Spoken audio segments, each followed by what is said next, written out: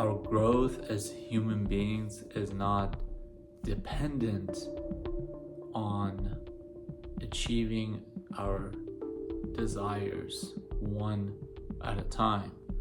Our growth as human beings is only dependent on our self-care, of going within, asking ourselves what it is that matters to us in this life. And this is not the same answer for everyone. For one person, it could be relatives, it could be spending time with loved ones, it could be physical health, it could be mental health, it could be traveling, it could be learning new tasks.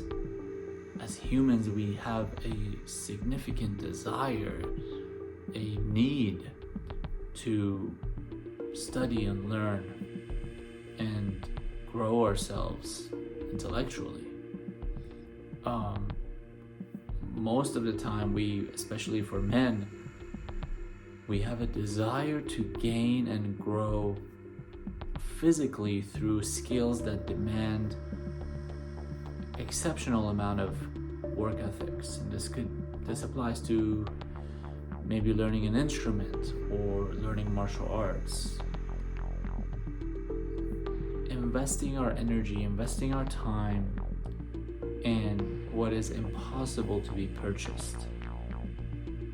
You can purchase a martial art belt, a black belt, but you know to yourself that was a complete lie, right? You understand that it was a lie, and if you also understand that if others in that world find out that you've gone that far and you lied to yourself, then you lose respect from everybody else, and so essentially you get kicked out of the tribe. So to be able to work our way day after day, as humble as we possibly can be, to achieve something that matters to us, and oftentimes it does not pay us back, or at least to our understanding, it does not pay us back.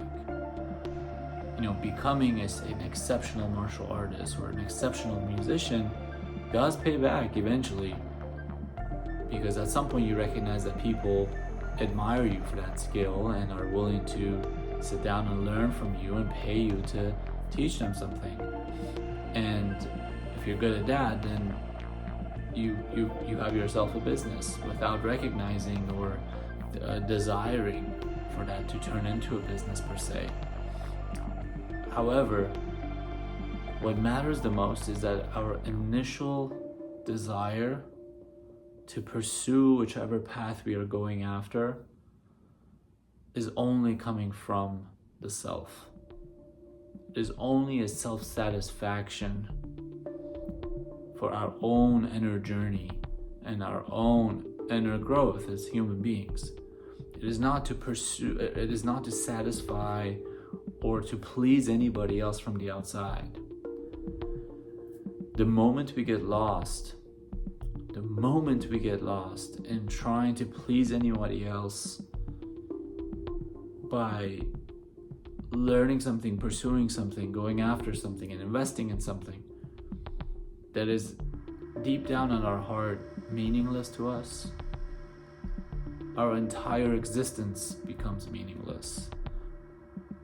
And once our entire existence is meaningless, then it's only a matter of time for when we start to reflect that onto other people, onto our relationships. We can only hide that for so long, right? And this to me is the exact definition why as we age, we tend to get more and more grumpy. If you witness an old man who has never really pursued his own desires in his younger days, you can easily identify the anger, the rage, the disgust in their face, in their voice, in the way they speak, and the way they carry themselves, and that reflects onto the way they interact with anyone else around them. And no one at that point, when you're 85 years old, no one no one can help you then. No one can help you today either. But if you live through your 20s and 30s and 40s and 50s and you miss every single chance and you continuously get farther and farther away from knowing yourself, you only go farther away to pursue something in the external world to satisfy you, essentially to bring you closer to you. Then you become that 85-year-old man who is just a complete arrogant attitude, dark soul person who is no fun for anyone to be around with. We lose our connections, we lose our community the moment we lose ourselves. And as we lose ourselves, we slowly go through that phase, right? In this country, we have a clear epidemic of loneliness, and we talk about that here and there. But what we don't talk about, and we should, is that what is the source of loneliness? What is the cause of it? Where does this loneliness come from? Why are we lonely? Why don't we wish to spend more time with each other? Why can't we find people to spend time with? If we don't like a certain community of people, then why? What does that reflect on us? If I'm constantly trying to build a life for myself that I never wanted, and if I meet someone else who is genuinely happy in their own skin, am I attracted to that person? Do I want to spend time with that person? Or is that person triggering me? Is that person making me question all of my life goals in the past 10, 20 years? And so therefore, perhaps I want to avoid that person. I want to get away from that person and not have to think about that person so much. Loneliness itself is only a side effect, you see.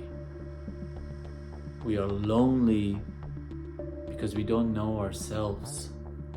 Once we understand who we are, then it is far easier to connect with other people, to not be triggered in any way by their success or by their failures, to not be triggered by anything about them, to be able to enjoy their presence in our lives as they come and go, to expect nothing from them, right? To maintain relationships and make time for friends when they have time for us, and when they don't, it's all good, because I love myself. I love to be alone. It's all fine. There's no expectation for friendships, for relationships to go in any direction. But in order to achieve that, then we must first achieve ourselves. And in a world where we're constantly trying to achieve something outside of this inner experience, this human experience that we're living in, it's too easy to miss the subject, which is you. You're the subject of your own life. If you miss that, you missed your life. Till next time.